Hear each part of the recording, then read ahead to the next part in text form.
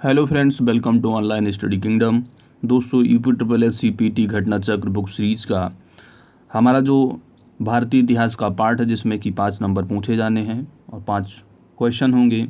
भारतीय इतिहास में 13 चैप्टर को कवर कर लिया गया है। आज उसी से संबंधित हम लोग यहाँ पर MCQs को, जो कि 56 MCQs आपको देखने को मिलेंगे, यहाँ पर सॉल्व करेंगे। अगर अभी तक आपने प्रीवियस चैप्टर्स को नहीं देखे हैं तो वीडियोज़ की लिंक जो है डिस्क्रिप्शन में है, आप जा कर के उन ज़रूर कवर करें। उसके बाद प्रैक्टिस सेट को सॉल्व करें। उसके बाद हम लोग यहाँ पर भारतीय राष्ट्रीय आंदोलन स्टार्ट करेंगे, लेकिन उसके पहले प्रैक्टिस सेट को करेंगे। उसके बाद कुछ प्रीवियस ईयर्स के जो एग्ज़ाम क्वेश्चन आए हुए हैं उनको हम देखेंगे। तो ज़्यादा टाइम न लेते हुए आइए हम लोग स्टार्ट करते हैं। दोस्तों अगर आप चैनल पर नए हैं तो चैनल को ज़रूर सब्सक्राइब करें, साथ ही नोटिफिकेशन बेल आइकन को प्रेस कर दें ताकि आने वाली वीडियो का अपडेट्स भी आप सभी को प्राप्त होता रहे। पहला क्वेश्चन आपके सामने है, सिंधु घाटी सभ्यता के निम्नलिखित स्थानों में से कौन सा स्थान सिंधु नदी के किनारे पर स्थित था? तो गाइस, इसका करेक्ट आंसर होगा ऑप्शन बी, मोहनजोदाड़ो। मोहनजोदाड़ो सिंधु नदी की तट पर स्थित। लोथल की अगर बात की जाए तो भोगवा नदी पर स्थित है, कालीबंगा घग्गर नदी पर, और हड़प्पा जो है वो रावी नदी पर स्थित है। तो इसका करेक्ट जो आंसर होगा सिंधु नदी का, वो ऑप्शन बी होगा। थोड़ा एक्सप्लेनेशन देखते हैं कि मोहनजोदाड़ो की ध्वंसावशेष पाकिस्तान की सिंध प्रांत की लरकाना जिले में सिंधु नदी के दाहिने तट पर स्थित था। यहाँ लगभग प्रत्येक घर में निजी कुएं व स्नानागार होते थे और पानी के लिए नालियों की व्यवस्था होती थी। अनेक घरों में शौचालय भी बने हुए थे। एग्जाम में बहुत बारी पूछा जाता है कि जो है विशाल स्नानागार की साक्ष्य कहाँ से मिले हैं, तो ये भी जो है मोहनजोदाड़ो से ही है। ठीक है, आगे चलते हैं हम लोग। क्वेश्चन नंबर दूसरा है कि सिंधु घाटी सभ्यता की लिपि कौन सी है? तो गाइस, जिसका करेक्ट आंसर होगा ऑप्शन सी, अज्ञात। सिंधु लिपि में लगभग 64 मूल चिन्ह है, 250 से 400 तक अक्षर हैं जो सेल खड़ी की आयताकार मोहरों, तांबों की गुटिकाओं आदि पर मिलते हैं, और यह लिपि जो है वो चित्रात्मक थी। यह लिपि अभी तक पढ़ी नहीं जा सकी है।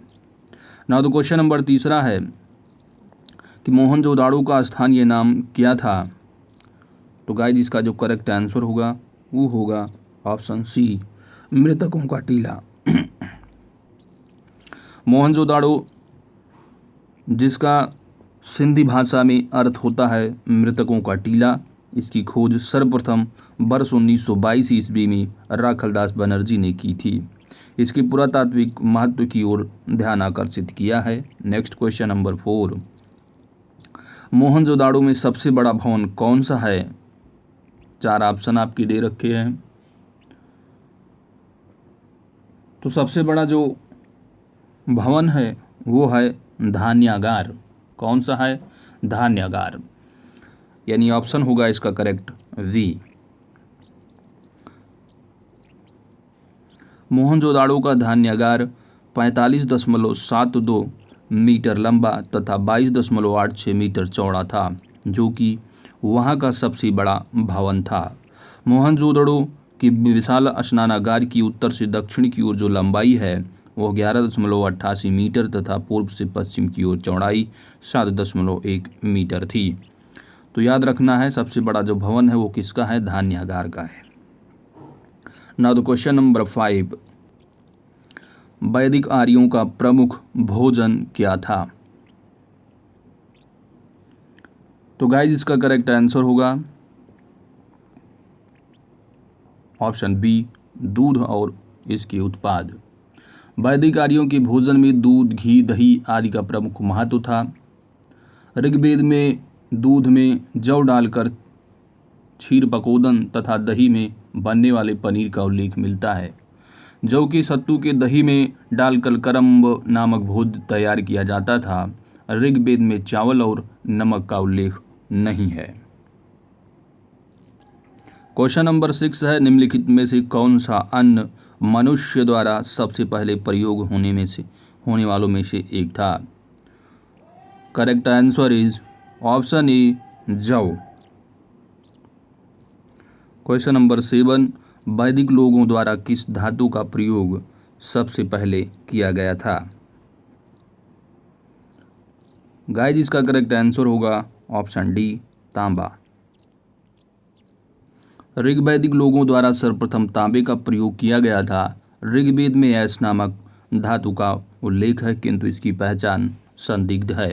कुछ विद्वान इसे तांबा, कांसा या लोहा बताते हैं, किंतु ऋग्वैदिक आर्य लोहे से परिचित नहीं थे।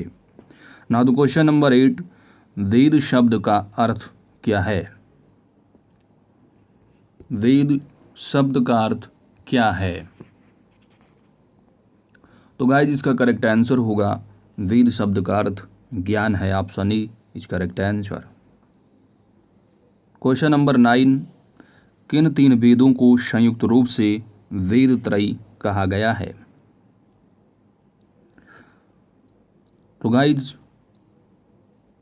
जो 4 वेद होते हैं, उन 4 वेदों में अगर अथर्ववेद को छोड़ दिया जाए तो 3 जो वेद बचते हैं उनको त्रैवेद कहा जाता है। हम लोगों ने थ्योरी पार्ट में कवर किया है। अगर आपने थ्योरी पार्ट अभी तक नहीं कवर किया है तो थ्योरी को जरूर देखें। तो इसका जो करेक्ट आंसर होगा यानी ऋग्वेद और यजुर्वेद और सामवेद यानी ऑप्शन सी इसका करेक्ट आंसर हो जाएगा। ठीक है। नेक्स्ट क्वेश्चन नंबर 10 है, गौतम बुद्ध का जन्म स्थान किसके द्वारा अंकित किया जाता है?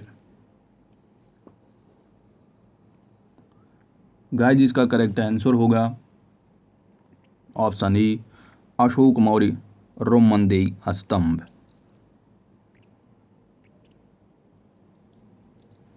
अशोक के रोमनदेई लघु स्तंभ लेख से पता चलता है कि वह अपने राज्याभिषेक के 20वें वर्ष लुम्बिनीग्राम में गए।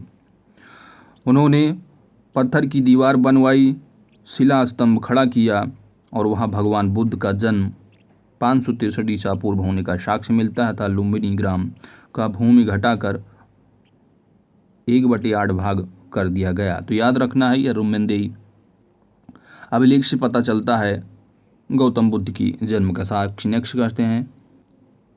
नाउ द क्वेश्चन नंबर 11 है, बुद्ध किस वंश से संबंधित थे? 4 वंश दे रखे हैं। तो गाइस करेक्ट आंसर होगा ऑप्शन सी, शाक्य वंश से थे। लेकिन जिनकी माता थी हम लोग पढ़ के आए हैं, वो थी कोलीय वंश से आती थी। ठीक है। तो इनके लेकिन जो पिता थे वह शाक्य गणराज्य से आते थे। तो ये जो है शाक्य वंश से संबंधित थे। Option C is correct answer.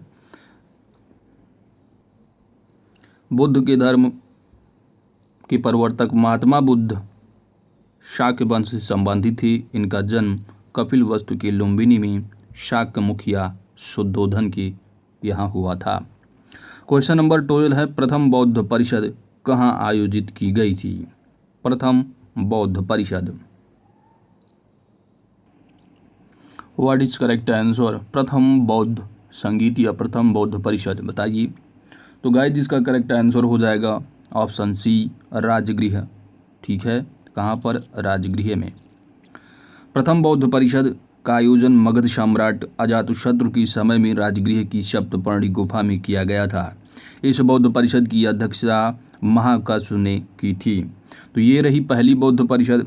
बात की जाए अगर दूसरी बौद्ध परिषद, तो दूसरी जो हुई थी वह कहाँ हुई थी? वैशाली में।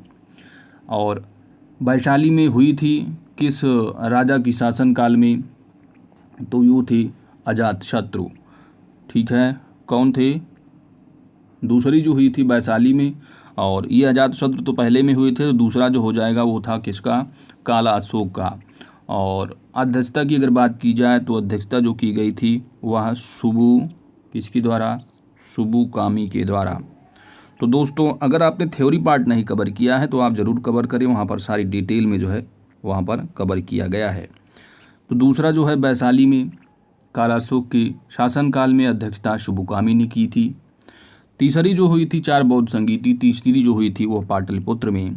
किसके शासनकाल में? अशोक के शासनकाल में। और इसकी अध्यक्षता जो की गई थी वह मोगलीपुक के द्वारा। किसके द्वारा? मोगलीपुत्तिस्म के द्वारा की गई थी। और चौथा जो था वह कनिष्क के शासनकाल में कुंडलवन कश्मीर में आयोजित की गई थी, जिसकी अध्यक्षता बसुमित्र के द्वारा की गई थी। तो ये 4 बौद्ध संगीतियाँ थी। यहाँ से एक क्वेश्चन देखने को जरूर मिलता है, थ्योरी पार्ट को आप जरूर कवर करें। आगे चलते हैं हम लोग।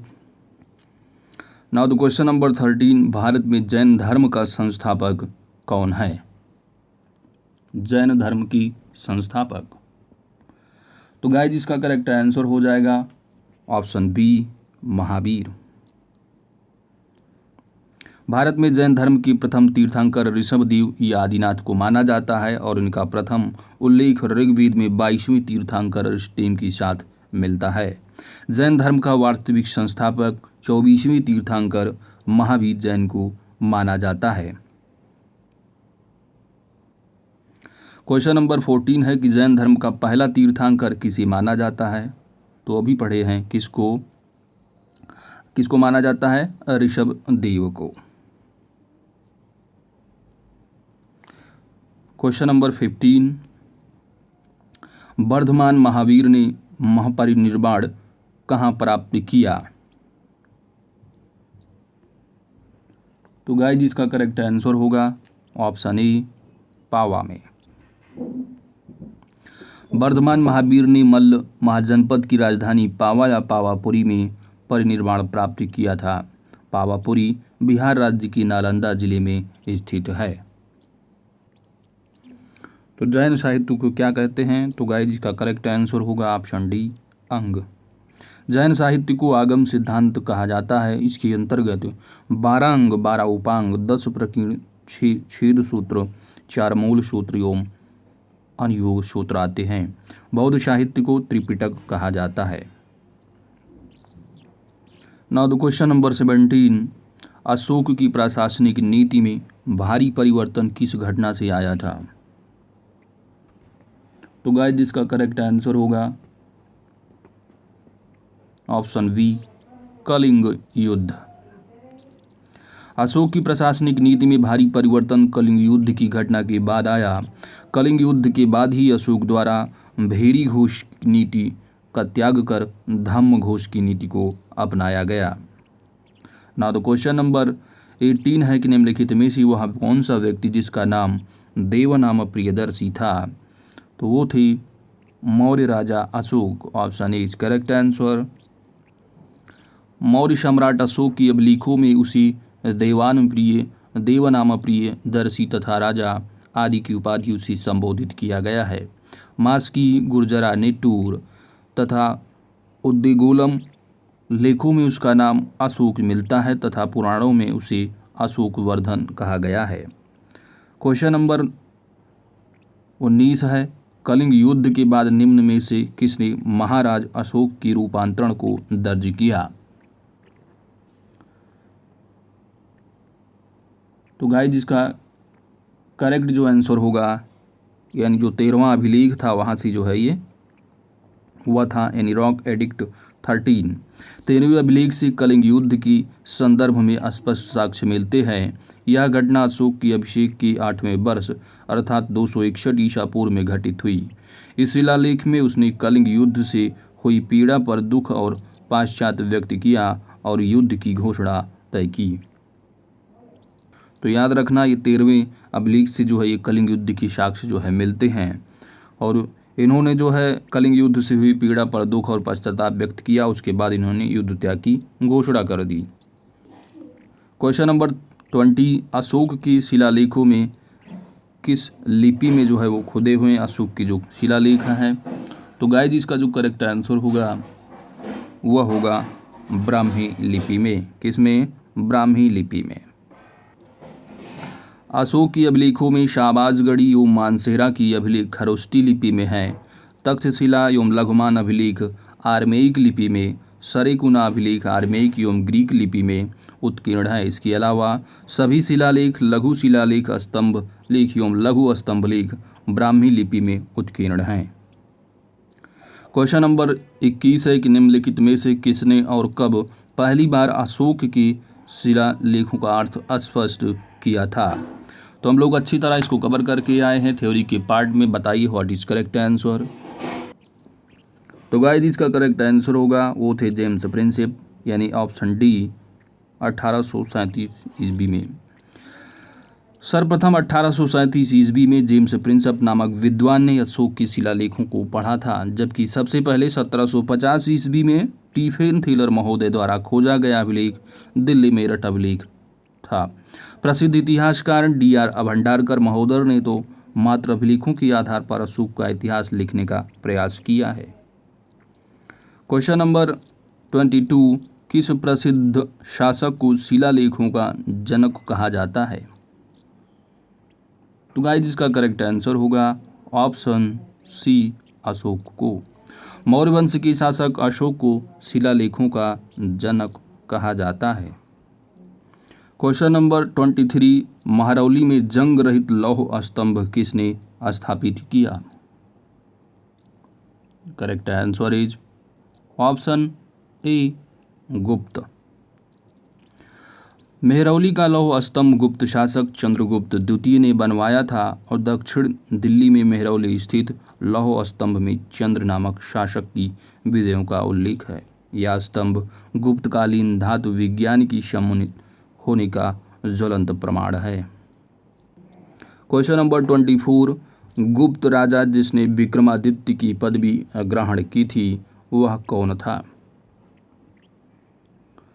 Correct answer is option C, Chandragupta द्वितीय।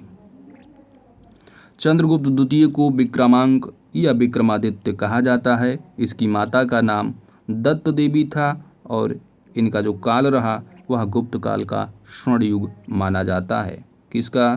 चंद्रगुप्त द्वितीय का। Now the question number 25, Harisena निम्नलिखित राजाओं में से किसका राजकवि था? तो guys is the correct answer is option B, Samudragupta. किसका? समुद्रगुप्त का। हरिसेन समुद्रगुप्त का राजकवि था। हरिसेन ने इलाहाबाद प्रशस्ति लेख की रचना की। समुद्रगुप्त को भारत का नेपोलियन कहा जाता है। समुद्रगुप्त ने अश्वमेधकर्ता की उपाधि धारण की तथा इसे कविराज भी कहा जाता था। क्वेश्चन नंबर 26, लिच्छवी दौहित्र किसे कहते हैं? Correct answer is option D, Samudragupta को। लिच्छवी दौहित्र समुद्रगुप्त को कहते हैं। समुद्रगुप्त के प्रयाग अभिलेख में उसे लिच्छवी दौहित्र दर्ज लिच्छवी कन्या के से उत्पन्न बताया गया है और समुद्रगुप्त की माता का जो नाम था वह कुमार देवी था।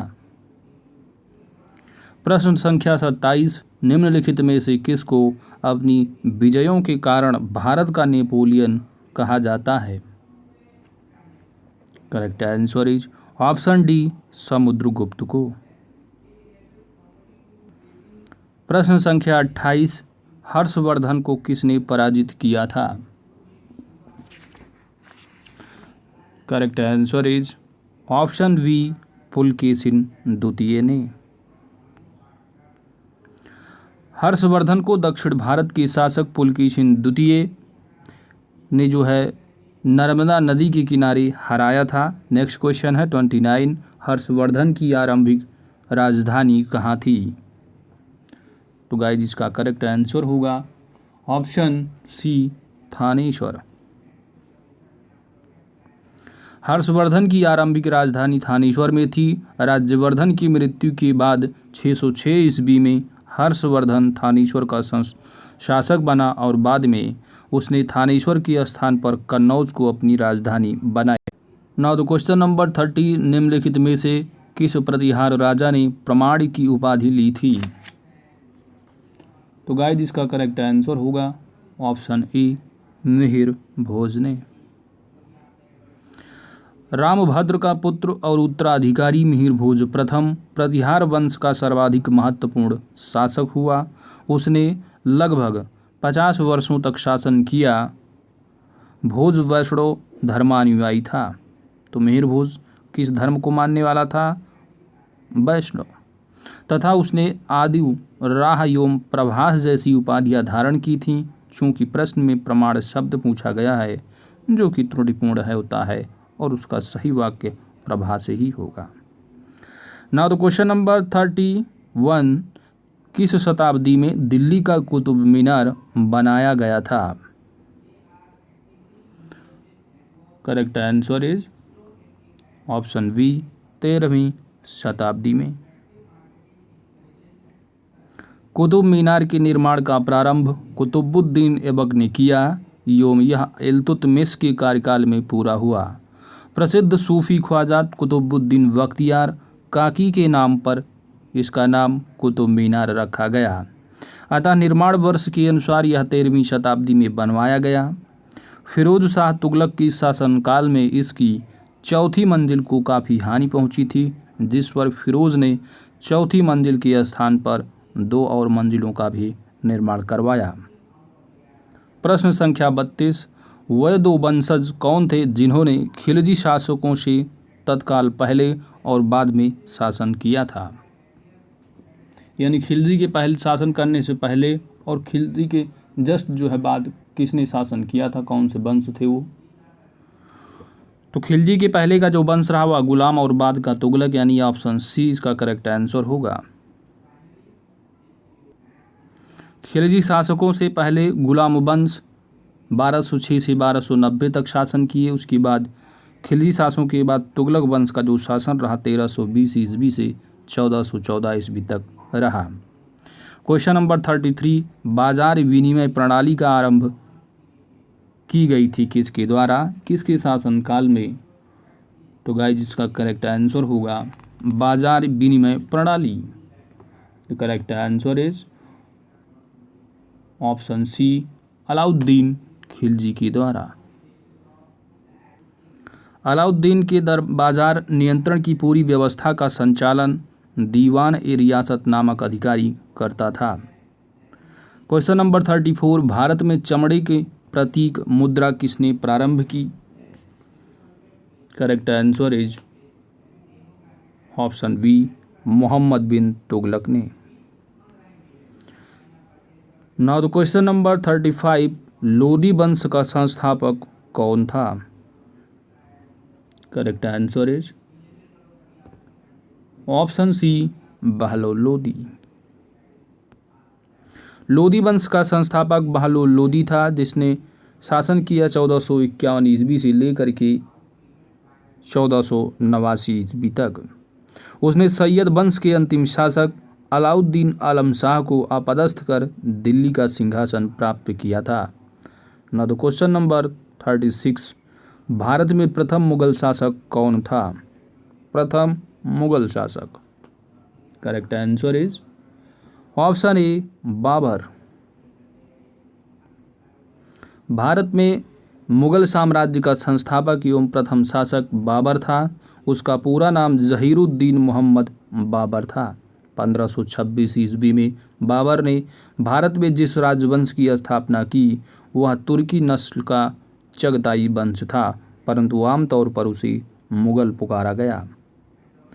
क्वेश्चन नंबर 37, भारत का प्रथम मुगल बादशाह कौन था? Correct answer is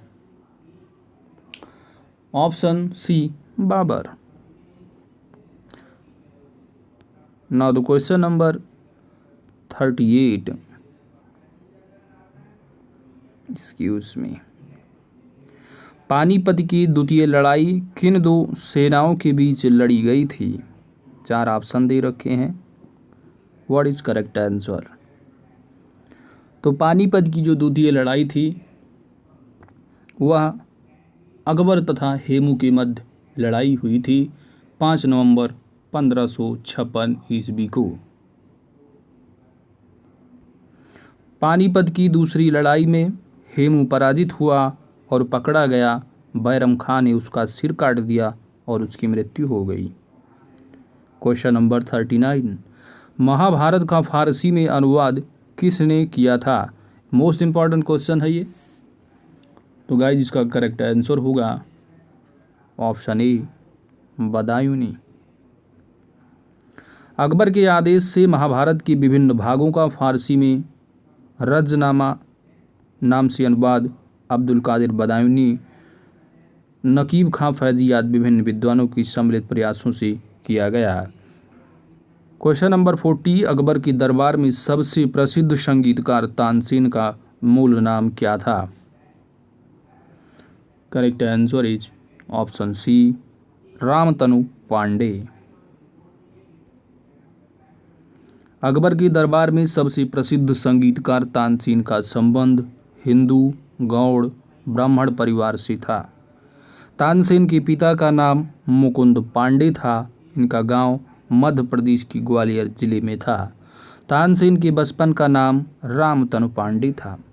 question number 41, दीन ए इलाही एक नया धर्म निम्नलिखित में से किसके द्वारा शुरू किया गया था? दीन ए इलाही काफ़ी प्रचलित है ये। तो इसका जो करेक्ट आंसर होगा गाइज वो होगा ऑप्शन सी, अकबर। दीन ए इलाही नामक एक नया धर्म अकबर द्वारा शुरू किया गया था। इसके प्रथम अनुयायी बीरबल थे। सभी धर्मों के सार संग्रह के रूप में अकबर द्वारा 1582 ईस्वी में दीन ए इलाही का प्रवर्तन किया गया। अबुल फजल इसका प्रधान पुरोहित था। नाउ द क्वेश्चन नंबर 42, विश्व प्रसिद्ध तख्त ए ताउस निम्नलिखित में से किस मुगल भवन में रखा गया था? Correct answer is option D, Delhi के लाल किले के दीवाने आम में। क्वेश्चन नंबर 43, मोती मस्जिद निम्न में से किस नगर में स्थित है? करेक्ट आंसर इज ऑप्शन ए, आगरा। मोती मस्जिद आगरा के किले में स्थित है। इसका निर्माण शाहजहां द्वारा करवाया गया था और दिल्ली के लाल किले में स्थित मोती मस्जिद का निर्माण औरंगजेब ने करवाया था। नाउ द क्वेश्चन नंबर 44, निम्नलिखित में से कौन जिंदा पीर के नाम से भी जाना जाता था? Correct answer is option D, Aurangzeb. Aurangzeb जो कुछ दूसरों पर लागू करना चाहता था उसका वह स्वयं अभ्यास करता था। उसके व्यक्तिगत जीवन का नैतिक स्तर ऊंचा था तथा वह अपने युग के प्रचलित पापों से दृढ़तापूर्वक अलग रहता था। इस प्रकार उसके समकालीन उसे शाही दरवेश समझते थे तथा मुसलमान उसे जिंदा पीर के रूप में मानते थे। Now the question number 45, Nana Phadnavis का मूल नाम क्या था? नाना फडणवीस का मूल नाम बालाजी जनार्दन भानु था, यानी option D is correct answer. Shivaji का गुरु कौन था? तो शिवाजी के जो गुरु थे वो थे रामदास। शिवाजी का जन्म 1627 ईस्वी में पूना के निकट शिवनेर के दुर्ग में हुआ था और उनके पिता का नाम शाहजी भोंसले और माता का नाम जीजाबाई था। शिवाजी के व्यक्तित्व पर सर्वाधिक प्रभाव उनकी माता जीजाबाई तथा संरक्षक एवं शिक्षक दादा कोंडदेव का पड़ा। इनके गुरु का नाम, शिवाजी के गुरु का जो नाम था वह था Samarth Ramdas. Now the question number 47, Shivaji का राज्याभिषेक कब हुआ था? Correct answer is option B, 1674 ईस्वी में। शिवाजी का राज्याभिषेक काशी के प्रसिद्ध विद्वान गंगा भट्ट अथवा विश्वेश्वर भट्ट द्वारा 14 जून 1674 ईस्वी को राजधानी रायगढ़ में हुआ। 18 जून 1674 ईस्वी को इनकी माता जीजाबाई का निधन हो गया। अतः तांत्रिक विधि से दूसरा राज्याभिषेक निश्चलपुरी गोसाई द्वारा 24 सितंबर 1674 ईस्वी को संपन्न कराया गया। क्वेश्चन नंबर 48 है कि निम्नलिखित में से किसी लड़ाकू पेशवा कहा जाता था? लड़ाकू Peshwa, guys the correct answer is option ए, बाजीराव प्रथम को। बाजीराव प्रथम मराठा साम्राज्य की महान सेना नायक थे। बालाजी विश्वनाथ की मृत्यु हो जाने के बाद बाजीराव प्रथम को दूसरा पेशवा नियुक्त किया गया। शिवाजी के बाद बाजीराव प्रथम ही दूसरा ऐसा मराठा सेनापति था जिसने गुरिल्ला युद्ध प्रणाली को अपनाया था। वह लड़ाकू पेशवा के नाम से भी जाना जाता था। नाउ द क्वेश्चन नंबर 49, नाना साहब के नाम से कौन प्रसिद्ध था? Correct answer is option B, Balajirao. कौन? बालाजी बाजीराव। बालाजी बाजीराव नाना साहब के नाम से भी प्रसिद्ध थे। यह बाजीराव प्रथम के पुत्र थे और इनका जो शासन रहा 1740 से 61 ईस्वी तक। ना तो क्वेश्चन नंबर 49 की बात 50 है कि भारत में पुर्तगाली सत्ता की वास्तविक नींव रखने वाले महानतम पुर्तगाली गवर्नर कौन थे? Correct answer is option B Albuquerque. ठीक है, तो पुर्तगाल की वास्तविक जो संस्थापक माना जाता है वो अल्बुकुर्क को माना जाता है। भारत में पुर्तगाली का वास्तविक संस्थापक अल्बुकुर्क था। इसने भारत में एक प्रादेशिक शक्ति के रूप में पुर्तगाली राज्य की स्थापना की। इन्होंने 1510 ईस्वी में गोवा जीता और 1511 ईस्वी में मलक्का पर नियंत्रण किया तथा फारस की खाड़ी में हरमुज पर अधिकार किया। तो 1510 ईस्वी में गोवा को जीता था अल्बुकुर्क ने। आगे चलते हैं। ब्रिटिश ने पंजाब को निम्नलिखित में से किस सन में अपने राज्य में मिलाया था? Correct answer is option C 1849 ईस्वी को। लॉर्ड डलहौजी ने गुजरात युद्ध के बाद 1849 ईस्वी में पंजाब का विलय ब्रिटिश साम्राज्य में किया था। 1849 ईस्वी में पंजाब की प्रशासनिक व्यवस्था 3 सदस्यों की कमेटी को सौंपी गई। हेनरी लॉरेंस को प्रशासनिक व्यवस्था, जबकि जॉन लॉरेंस को भू राजस्व व्यवस्था प्रबंध तथा चार्ल्स माइसन को न्याय विभाग का अध्यक्ष बनाया गया। इस प्रकार पंजाब राज्य ब्रिटिश साम्राज्य का अंग वर्ष 1849 ईस्वी में बना। नाउ द क्वेश्चन नंबर 52, प्रार्थना समाज का संस्थापक कौन था? Correct answer is option C Atmaram Pandurang. Question number 53 important question है। मिलान करना है। धर्म सुधार आंदोलन दे रखे हैं और उनकी संस्थापक दे रखे हैं, आपको मिलान करना है। तो देखिए, आर्य समाज की अगर बात की जाए तो आर्य समाज की जो संस्थापक रहे वह स्वामी दयानंद सरस्वती, यानी ऑप्शन बी हो जाएगा। ब्रह्म समाज की स्थापना राजा राम मोहन राय ने की थी, यानी 2 का ए हो जाएगा। उसके बाद वेद समाज की अगर बात की जाए, प्रार्थना समाज तो भी पढ़ के आए हैं, कौन है? आत्माराम पांडुरंग। और वेद समाज की अगर बात करेंगे तो केशव चंद्र सेन तथा श्रीधरु नायडू हो जाएंगे। तो इस तरह अगर आप मिलाएंगे 1 का बी अगर देखेंगे तो आपकी इसमें भी है, यानी ए में भी है और बी में भी है और डी में है, तो सी अपने आप एलिमिनेट हो जाएगा। बचता है ABCD। ब्रह्म समाज यानी 2 का ए होगा, तो 2 का ए इसमें भी है, इसमें भी है। ठीक है, तो सी यहाँ पर डी भी अपने आप एलिमिनेट हो जाएगा। तो बचेंगे 2 ऑप्शन। अब प्रार्थना समाज की अगर बात करेंगे तो प्रार्थना समाज यानी 4 का सी होगा, तो 4 का सी इसी में है, यानी ऑप्शन बी इसका करेक्ट आंसर हो जाएगा। Option B is correct answer. Question number 54, औपनिवेशी भारत में कोलकाता में एशियाटिक औपनिवेशी भारत में कोलकाता में एशियाटिक सोसाइटी की स्थापना किसके द्वारा की गई थी? Correct answer is option E William Jones के द्वारा।